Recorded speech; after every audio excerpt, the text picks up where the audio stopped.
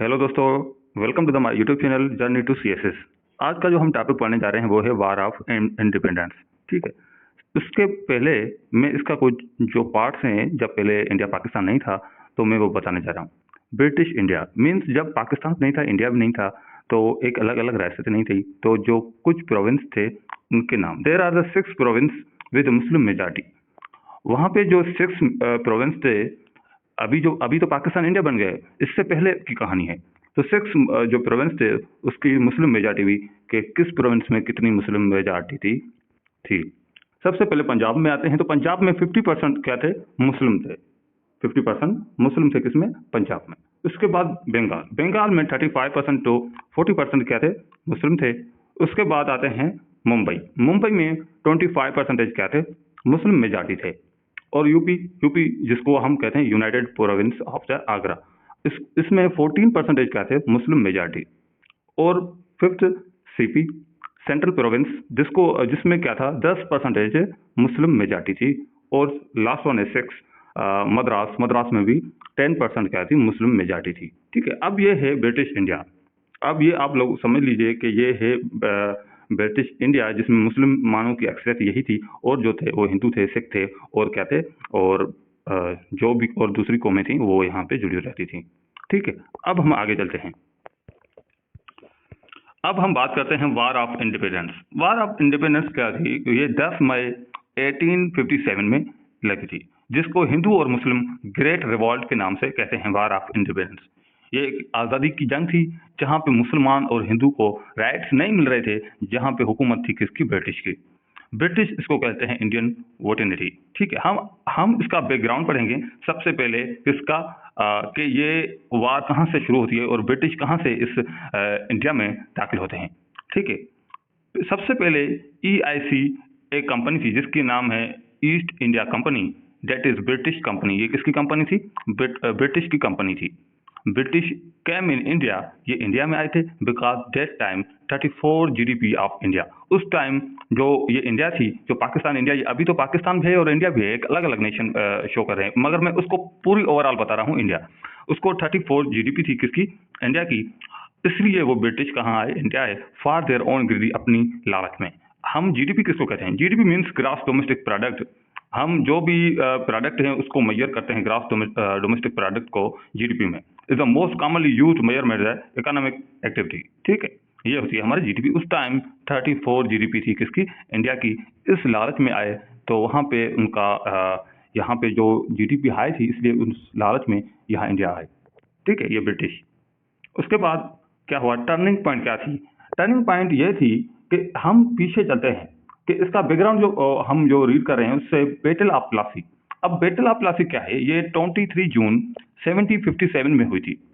ये जंग जो है बैटल ऑफ प्लासी, ये 23 जून 1757 में हुई थी। The battle of Plassey was fought in north eastern in India 23 जून 1757 में हुई थी ये जंग। ठीक है। अच्छा, इसमें टर्निंग पॉइंट क्या थी? 23 जून 1757।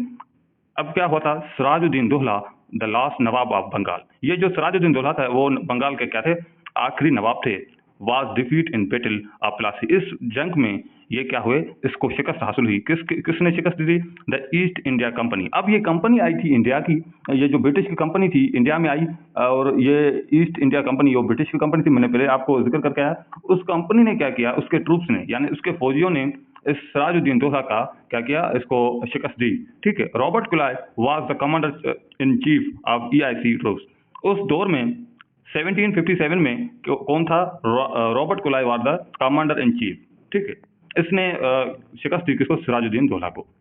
EIC, अब जब बैटल ऑफ प्लासी लगी तो अब इंडिया पे कंट्रोल करने के लिए इस ब्रिटिश लोगों ने 2 साल कंट्रोल करने में लगा लिया। ठीक है। अब क्या किया इन लोगों ने?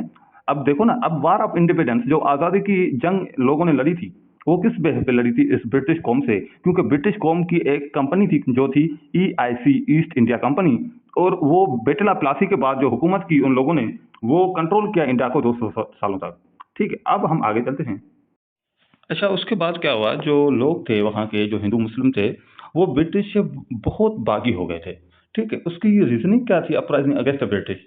सबसे पहले ब्रिटिश ने क्या किया? जो एडमिनिस्ट्रेशन थी वो 80 और 20 रूल अप्लाई किया है। इसका मतलब क्या है कि British take top administration himself, जो बड़े बड़े ऑफिसर थे, जो बड़ी बड़ी अथॉरिटीज थी, वो सब जो थी ब्रिटिश के हाथ में थी।